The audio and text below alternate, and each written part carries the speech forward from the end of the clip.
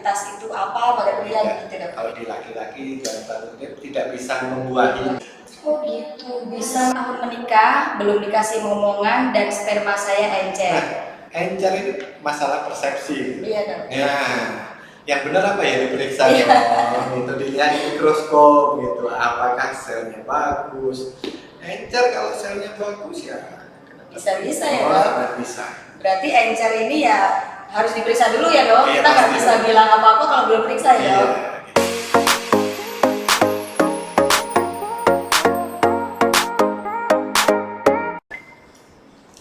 Halo Sobat Pemerhati, selamat sore. Assalamualaikum warahmatullahi wabarakatuh. Salam sejahtera, Om Swastiastu, Namo Buddhaya, salam kebajikan.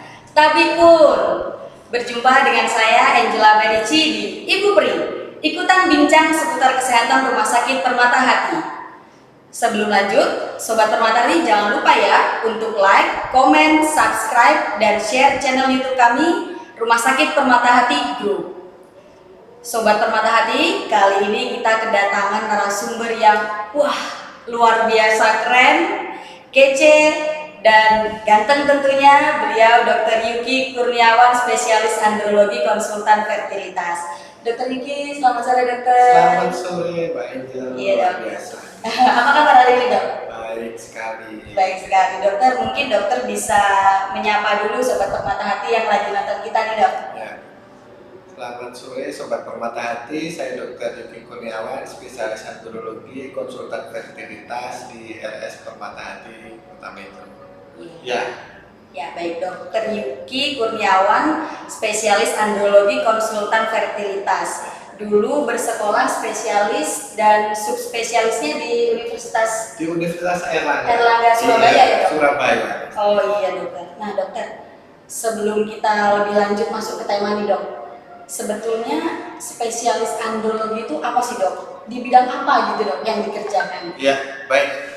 Spesialis andrologi ini cukup langka ya, bahkan mungkin baru booming 10 tahun terakhir begitu.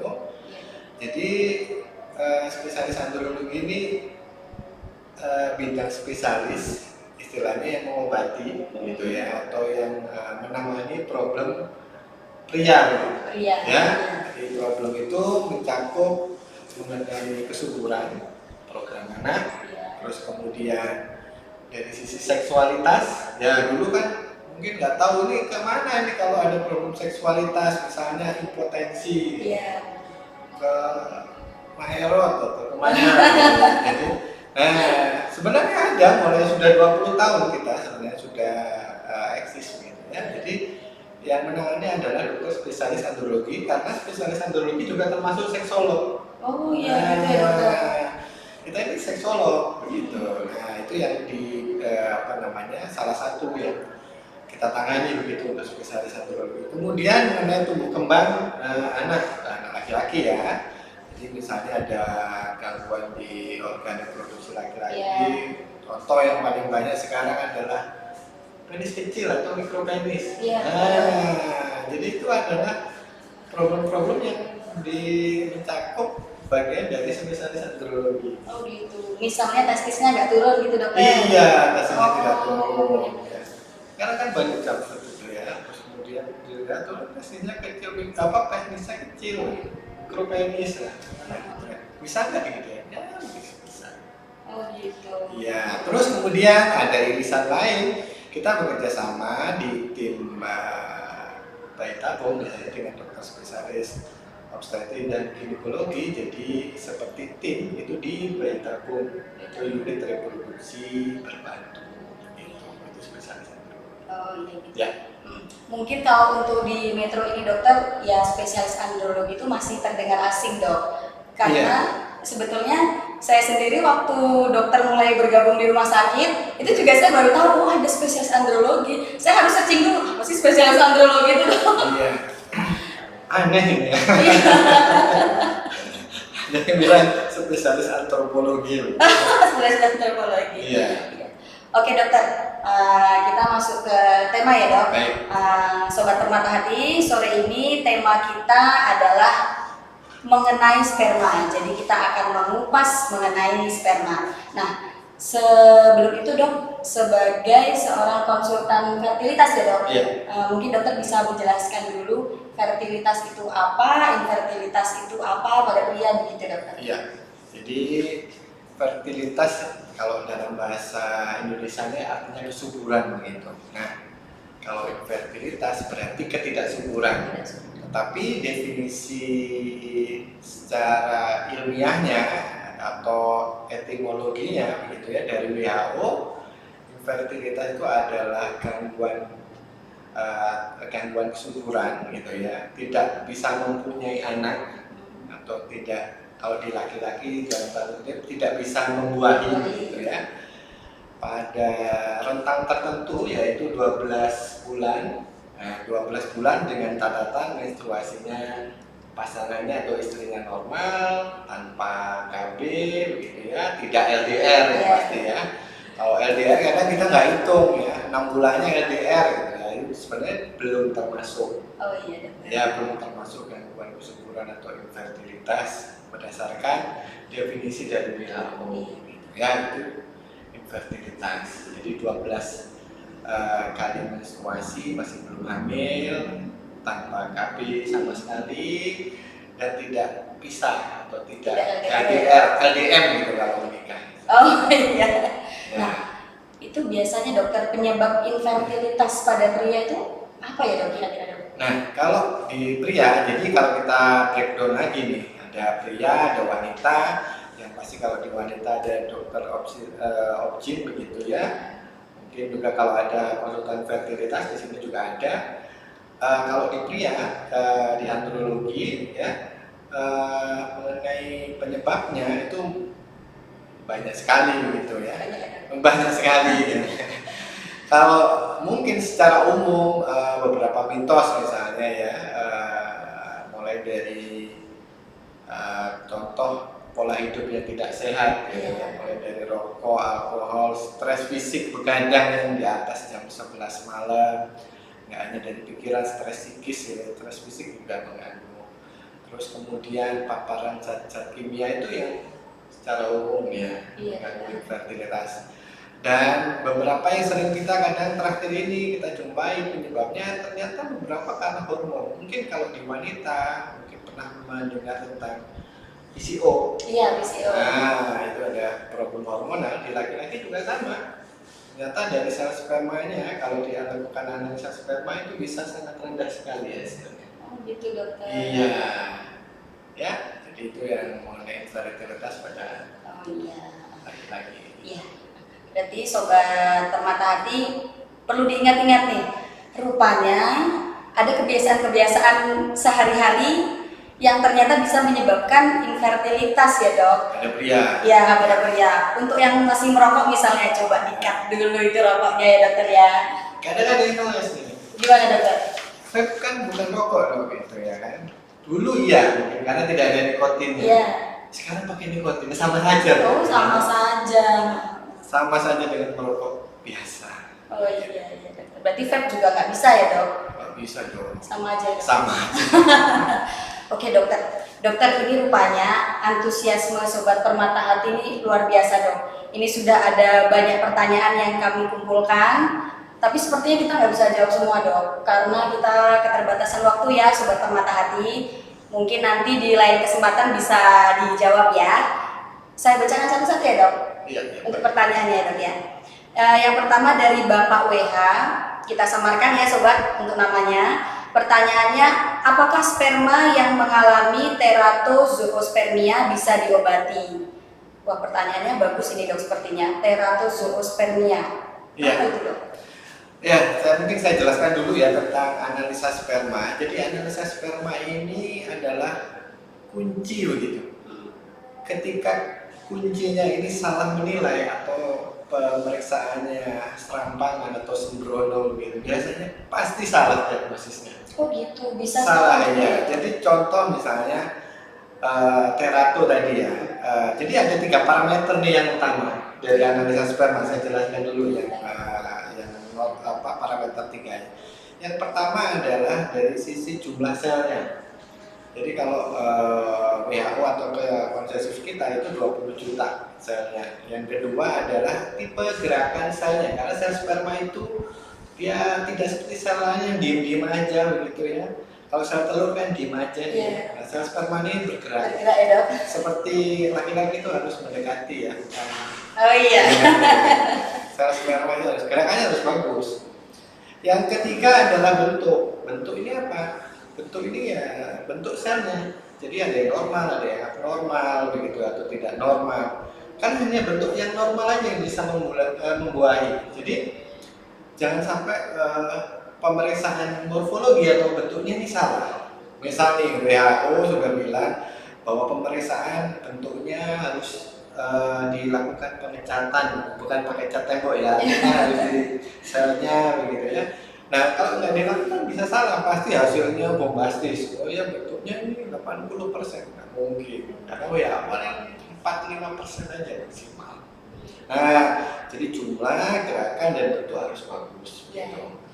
Nah sekarang kalau sudah pemeriksaannya tervalidasi atau terstandarisasi begitu ya, kita baru benar nih diagnosisnya, ya kan? Jangan sampai tumpang tindih atau memakai, kadang ada yang saya lihat beberapa laboratorium memakai standar tahun 94. Nah itu lama lagi, sudah kemerdekaan, kemerdekaan dipakai. Nah pertanyaan, kembali ke pertanyaan tadi yang dimaksud terato itu adalah bentuk sel sperma yang normal kurang dari standar. Ya pertanyaannya, apakah pemeriksaannya itu sudah benar atau belum?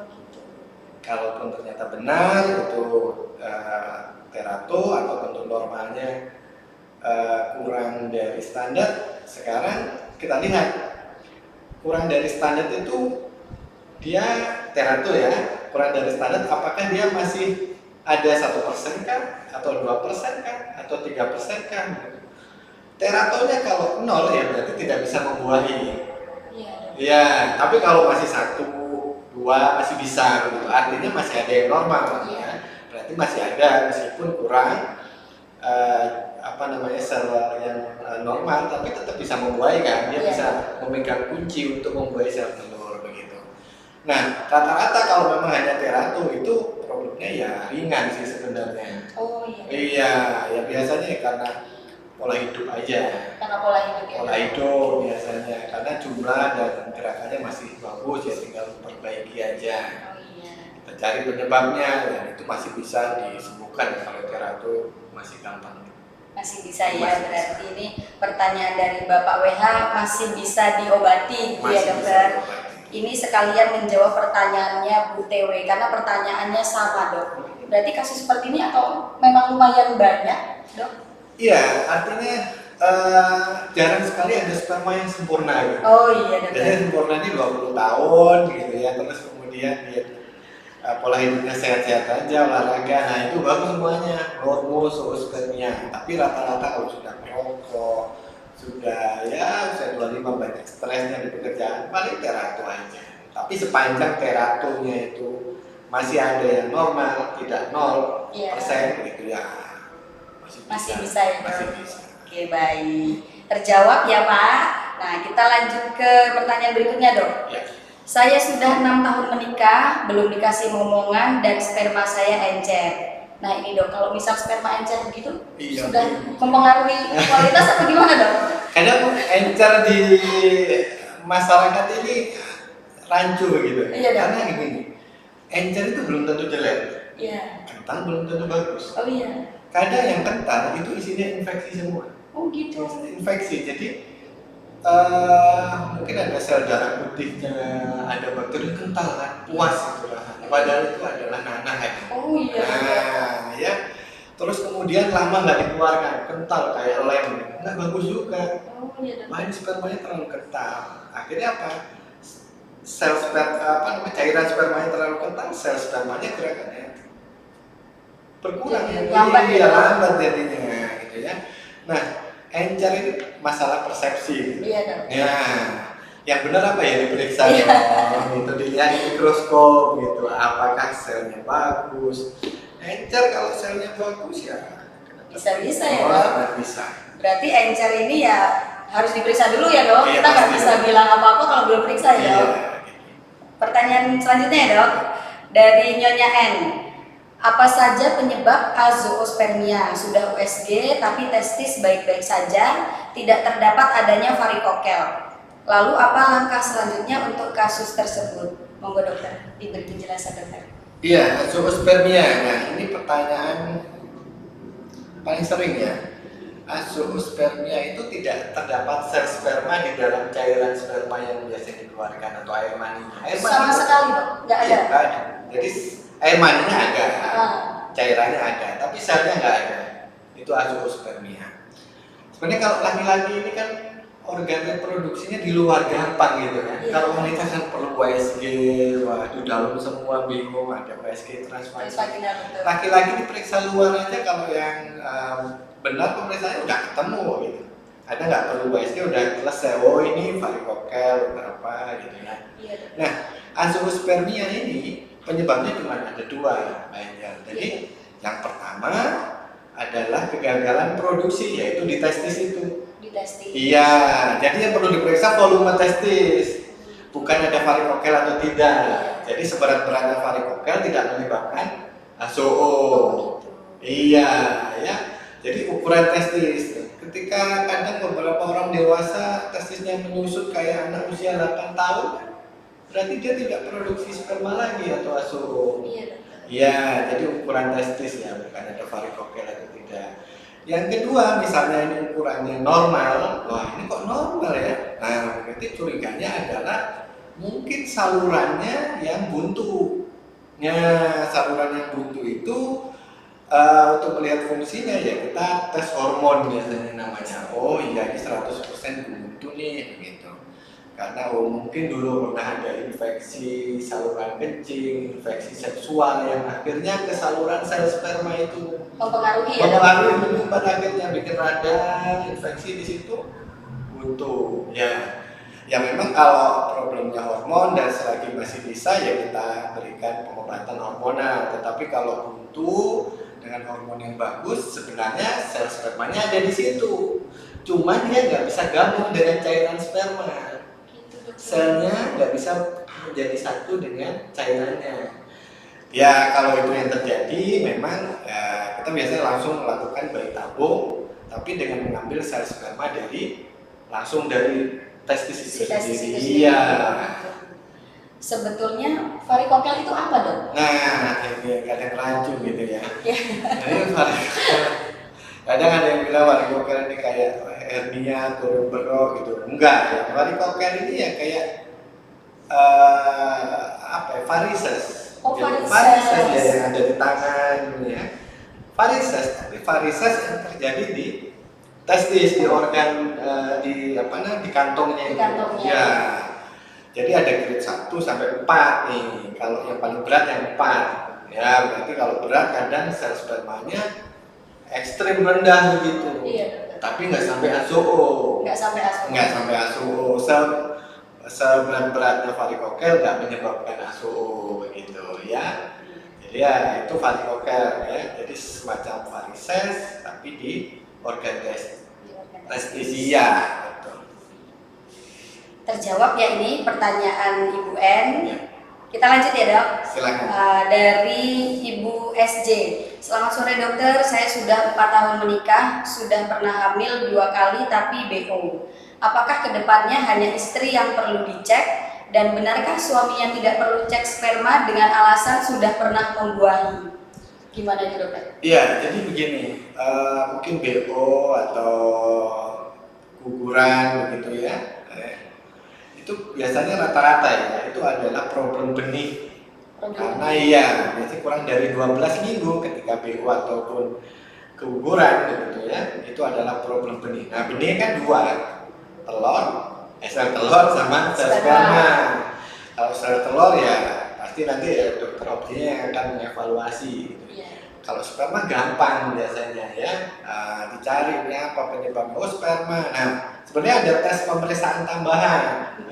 Jadi ada namanya DNA fragmentasi sperma. Jadi dilihat itu spermanya nggak hanya dari sisi gerakan, tapi DNA spermanya bagus atau tidak. Oh, Karena iya, karena kadang bentuk dari luarnya bagus, gesit itu, tapi DNA-nya nggak ada yang bagus, kadang sampai 3 kali berukuran. Oh gitu. Iya. Jadi nggak hanya 3 yang dokter jelaskan Iya, tadi, sebenarnya ada pemeriksaan ada yang lebih lanjut ya ya. dok. Gitu. Berarti tetap perlu dicek ya dok. Itu perlu dicek begitu ya. Jadi ada pemeriksaan yang lebih advance, Oh, lebih iya. lanjut kalau memang itu terjadi berulang. Gitu. Iya dokter. Oke dokter. Sepertinya sudah terjawab semua ya dok. Iya. Nggak semua sih sobat, tapi mengingat keterbatasan waktu, jadi tidak bisa terjawab semua. Mungkin yang terakhir nih dok, dokter bisa berikan ke kami tips-tips untuk meningkatkan kualitas sperma dok. Ya pasti ya. Kita berikan tips. Iya. Yang pasti, yang apa yang bisa kita lakukan. Misalnya pola hidup tadi itu ya, pola hidup ya. Kalau sudah merokok ya berhenti ya, dikurangi semaksimal mungkin lah Iya. pada titik tertentu gitu ya. Terus kemudian makan makanan yang mensupport ya. Makanan ini adalah supporter ya. Supporter datang di pertandingan bola itu misalnya ya, itu kan memberikan semangat. Nah, makanan supporter yang perlu misalnya nih Apa tuh dok? ya, misalnya kayak tomat gitu ya. Oh, iya. Semangka, tapi jangan semangka suntik manis ya. Oh iya. Kayak biasa. Terus kemudian kayak toge atau kecambah, stroberi, nah itu supporter yang bisa dimakan, atau mungkin buah-buahan yang lain. Jadi makanannya harus sehat, makanya supporter tadi itu. Kemudian pola hidup yang kurang atau yang jelek ya dihindari begitu ya. Kemudian olahraga yang pasti. Olahraga Iya, ya. jangan sampai obesitas sekarang kalau olahraga. Iya dok. Ada harus olahraga. Ya, olahraga itu lumayan bagus, meningkatkan produksinya juga lumayan. Iya. Berarti kegemukan harus dikurusin dulu ya dok? Pasti dong. Oh iya dokter. Oke sobat Permata Hati, perlu dicatat nih tips-tips dari dokter Yuki ya. Dokter, demikian sesi kita pada sore hari ini. Terima kasih banyak Terima dokter kasih. sudah memberikan ilmu untuk kami sobat Permata Hati. Banyak yang kami dapat dan sangat bermanfaat. Juga untuk sobat Permata Hati yang sudah setia mengikuti sesi ini, terima kasih banyak. Kalau mau konsultasi lebih lanjut dengan Dr. Yuki, spesialis andrologi, bisa mengikuti telemedicine setiap hari Rabu jam 13 atau jam 1 siang. Atau kalau mau ketemu langsung, bisa nih di Rumah Sakit Permata Hati. Dokter sebulan sekali ya dok? Sebulan sekali. Berarti harus daftar dulu, nanti bisa daftar di WA admin yang ada di deskripsi.